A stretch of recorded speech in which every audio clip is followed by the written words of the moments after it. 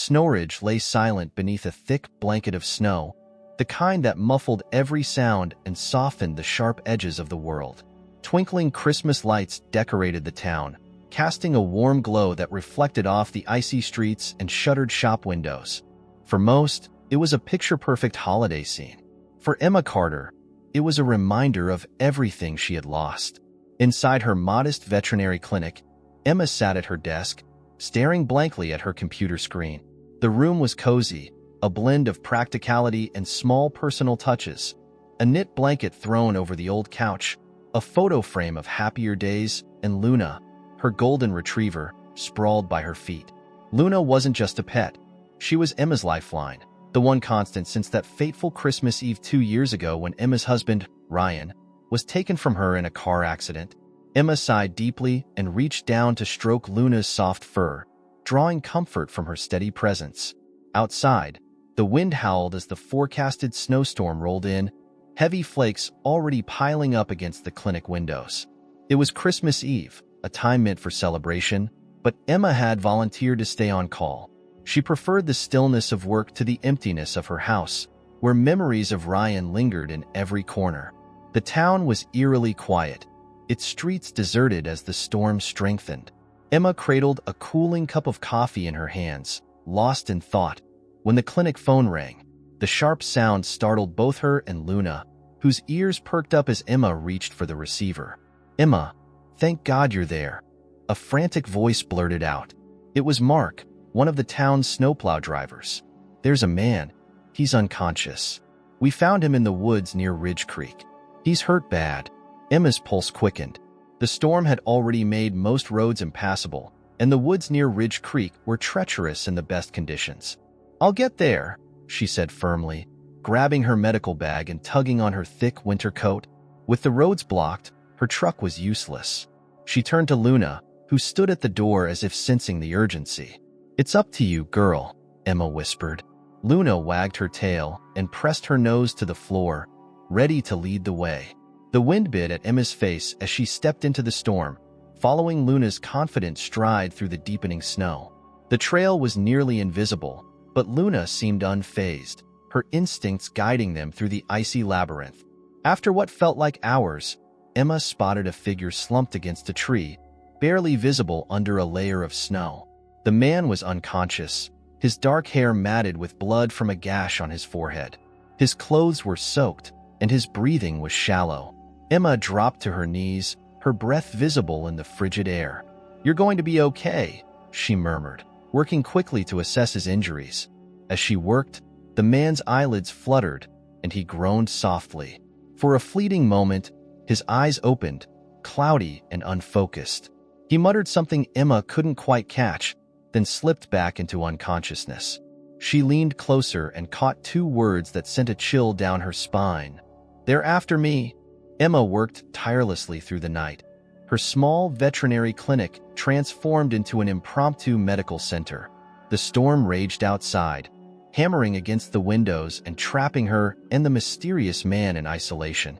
Luna lay nearby, her head resting on her paws, but her golden eyes never left the unconscious figure on the exam table. The man's injuries were serious. A deep laceration on his forehead, frostbite creeping into his fingers, and signs of severe exhaustion. Emma had done her best to stabilize him, using the limited medical supplies at her disposal. She couldn't shake the words he had murmured before losing consciousness again. "They're after me." Morning broke slowly, the storm subsiding to reveal a world buried in white.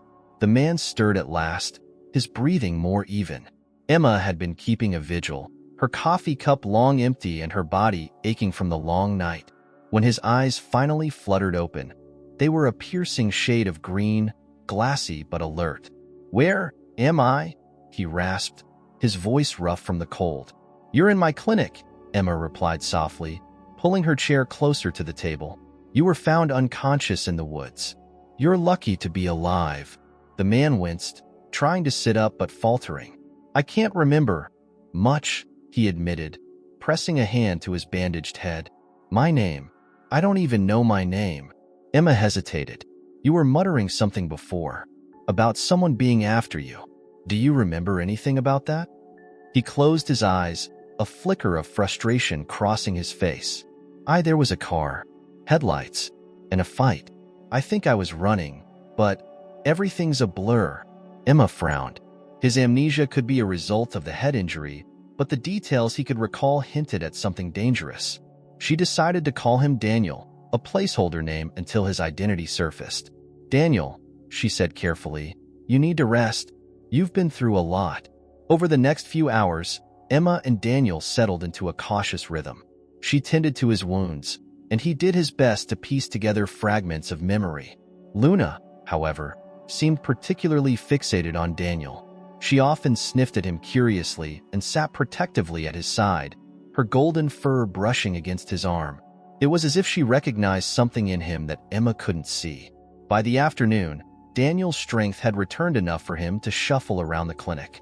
This place feels safe, he admitted, leaning against the counter. But I can't shake the feeling that I'm not.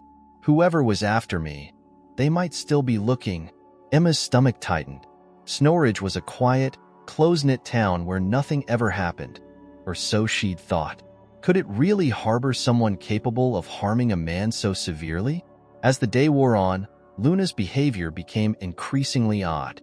She paced near the door, whining softly and occasionally nudging Emma's hand with urgency. The golden retriever rarely acted this way, and Emma couldn't ignore the possibility that Luna was trying to communicate something important. Maybe she senses something, Daniel suggested, watching Luna with a mix of curiosity and gratitude. Dogs can pick up on things we can't. Emma decided to take Luna for a walk, hoping it would settle her restlessness. With Daniel bundled in one of Ryan's old jackets, they ventured out into the snow-covered streets. Luna immediately took the lead, her nose to the ground, pulling them toward the woods where Daniel had been found. Are you sure this is a good idea? Daniel asked, his voice cautious. No, Emma admitted, her breath visible in the frigid air. But I trust her. Luna led them deep into the forest, the silence broken only by the crunch of snow beneath their boots. Eventually, they reached a small clearing. Luna barked and began digging frantically at a patch of snow near the base of a tree. What is it, girl? Emma asked, crouching beside her. She brushed the snow aside and uncovered a crumpled piece of paper, partially frozen but legible enough to read. It was a fragment of a document, and Emma's blood ran cold when she saw the faint outline of her late husband's name, Ryan Carter. Daniel leaned over her shoulder, his brow furrowed. That's my handwriting, he said suddenly, the revelation hitting him like a thunderbolt. I wrote this. Emma's heart pounded. What does it mean? Why would Ryan's name be here? Daniel shook his head, frustration mounting. I don't know, but if your husband's name is involved, I think this goes deeper than I realized. Their return to the clinic was fraught with tension. Emma couldn't stop replaying the discovery in her mind. Ryan had died in a car accident, or so she had believed. But now, the timing, the connection to Daniel's plight, it all felt too coincidental. That night, the unease grew. Emma peeked through the clinic windows and spotted fresh tracks in the snow outside, leading up to the front door before circling back. Someone had been watching them. The air in the clinic grew heavy with unspoken fears. The discovery of Ryan's name on the document unearthed in the woods had sent Emma spiraling into memories she thought she had buried. Her late husband had been an honest, kind man, a schoolteacher beloved by the town. The idea that he could somehow be tied to the danger surrounding Daniel was unthinkable, yet the evidence was undeniable. The tracks outside the clinic only heightened her paranoia, as if someone was trying to ensure she and Daniel didn't uncover the truth. Daniel paced the room, restless despite his injuries. I need to figure out why Ryan's name was on that paper, he said, rubbing his temple as though trying to conjure memories. If I wrote it, it must have been for a reason. Emma remained silent, her mind a whirlwind of emotions. Luna, however, was far from subdued. She continued to behave oddly, her ears constantly perked and her body tense. At one point, she barked sharply at the door, startling both Emma and Daniel. Emma crossed the room and opened the door a crack. The cold night air rushed in, but the street outside was empty. There's nothing there, girl, she murmured. But Luna didn't seem convinced. "I think she knows more than we do," Daniel remarked, his voice tinged with admiration for the dog. "Sometimes I think she's smarter than me," Emma admitted with a faint smile, though her heart was heavy. By morning, Emma decided they couldn't stay in the clinic indefinitely. The storm had cleared, and she needed answers, not just about Daniel, but about Ryan. Together, she and Daniel bundled up, their resolve firm. Luna led the way once again, her behavior signaling she had more to uncover. This time, Luna took them on a different path through the woods. The sun was weak, barely breaking through the canopy of trees, and the snow glistened like shards of glass. Daniel limped behind Emma, his breath visible in the icy air. Every step felt heavier, as if they were walking towards something monumental. Luna stopped abruptly, barking and pawing at the snow near an old, dilapidated cabin. Emma's pulse quickened as she and Daniel exchanged a glance. "Someone used this recently," Daniel observed, pointing to the fresh boot prints near the door. They cautiously entered the cabin, which was sparse and cold, but it was clear it hadn't been abandoned for long. A half-burned log smoldered faintly in the stone fireplace, and an empty coffee cup sat on a rickety table.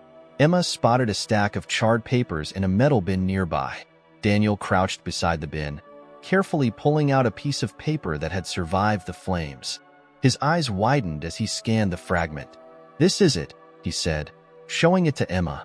The paper was part of a financial report, with numbers and names scattered across it. One of the names was highlighted, Ryan Carter. Emma staggered back, her breath catching in her throat.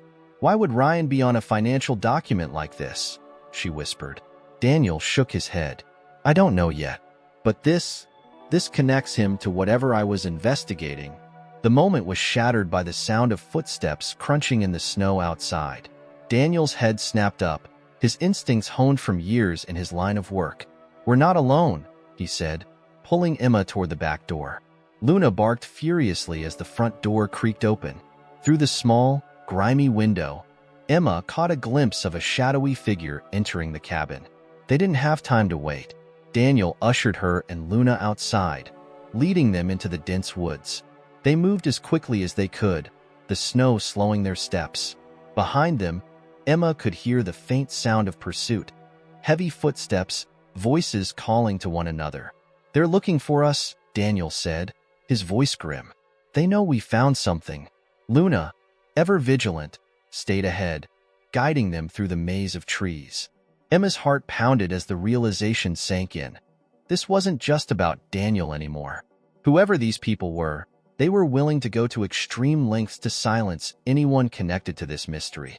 Eventually, Luna led them to a hidden hollow beneath a large tree, where they crouched to catch their breath. Emma leaned against the trunk, her body trembling with a mixture of fear and cold. "Ryan's accident," she said suddenly, her voice barely above a whisper. Could it have been intentional?" Daniel looked at her, his expression softening. "I don't know," he said gently, "but it's starting to look that way." They stayed hidden until the voices in the distance faded. When they emerged, Daniel was more determined than ever to uncover the truth.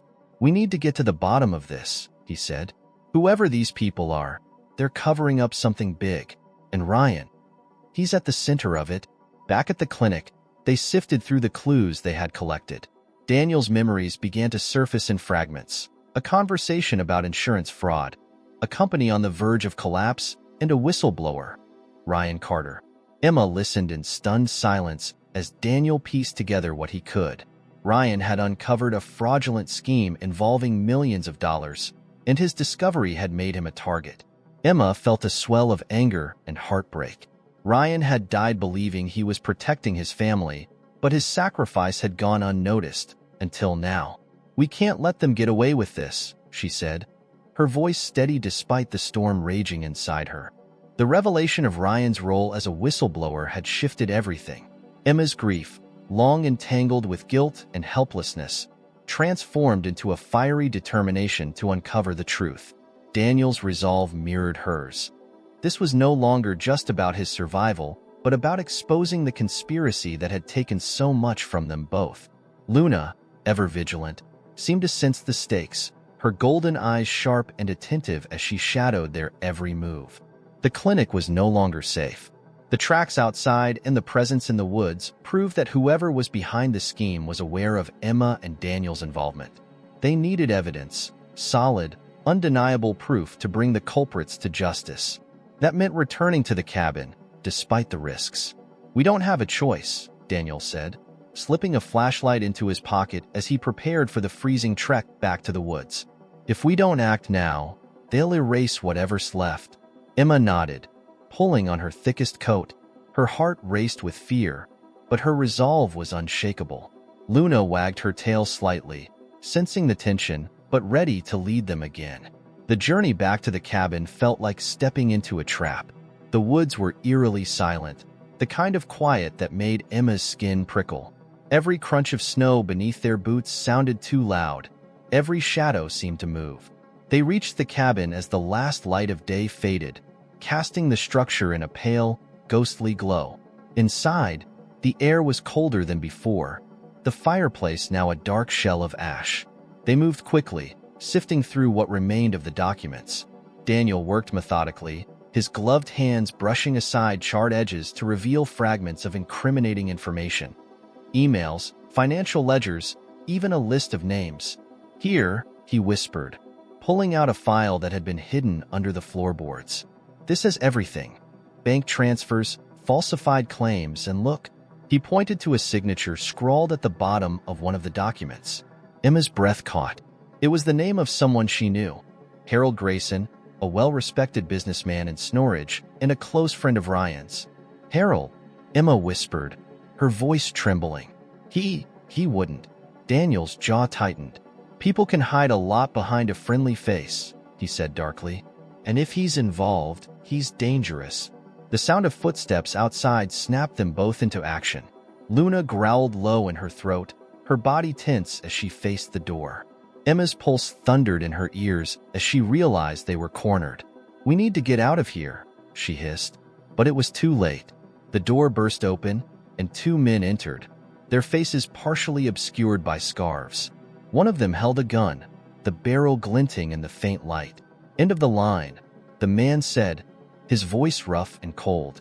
Emma froze, her mind racing. Luna barked furiously, her growls filling the small space. Daniel stepped protectively in front of Emma, his hands raised in a gesture of surrender. "We don't want any trouble," he said calmly. "But we have everything we need to expose you." The man with the gun sneered. "You won't live long enough to try." In a flash, Luna lunged forward, her powerful body colliding with the armed man. The gun clattered to the floor as the man stumbled, shouting in surprise. Daniel seized the moment, diving for the weapon and pointing it at the intruders. "Stay where you are," he barked, his voice commanding. The other man hesitated, his hands twitching as if debating whether to fight or flee. Luna growled menacingly, standing guard over Emma, her fur bristling. The tension was palpable, but Daniel's unwavering aim forced the intruders to back down. "Leave," Daniel ordered, his voice like steel. "And tell Grayson it's over." The men retreated reluctantly, disappearing into the night. Daniel locked the door behind them, his breath coming fast. "We need to get this to the authorities," he said, holding up the file. "Grayson won't stop until this is public." The trek back to town was harrowing, the shadows seeming to press closer with every step. But they made it, their prize clutched tightly in Daniel's hands. Emma contacted the local police chief, a trusted family friend, and handed over the evidence. The file was damning enough to launch an immediate investigation, and within days, Harold Grayson and his accomplices were arrested. For Emma, the truth was a bittersweet victory. Ryan had sacrificed himself to protect the town he loved, and now, his bravery would be known. As she stood at his gravesite, the cold wind whipping around her, she felt a sense of closure she hadn't thought possible. "You saved us," she whispered, tears streaming down her face. "And I'll never stop being proud of you." Daniel stood nearby, giving her space but offering silent support. Luna sat between them, her warm body pressed against Emma's leg. The bond between the three of them had grown unshakable in the days since the ordeal, forged by shared danger and unwavering loyalty. As they walked back to the clinic, Emma glanced at Daniel, a faint smile touching her lips. "What will you do now?" she asked. He looked thoughtful, his green eyes softening. "I think I'll stay here for a while," he said. "Snorridge has a way of growing on you." Emma laughed softly, her heart lighter than it had been in years. For the first time, she felt hope, not just for herself, but for the possibility of a new beginning. Thank you very much for watching the video to the end. If you were moved by the story of the canine hero and the spirit of Christmas that transformed lives, leave your like, subscribe to the channel, and share in the comments what you thought of this exciting journey.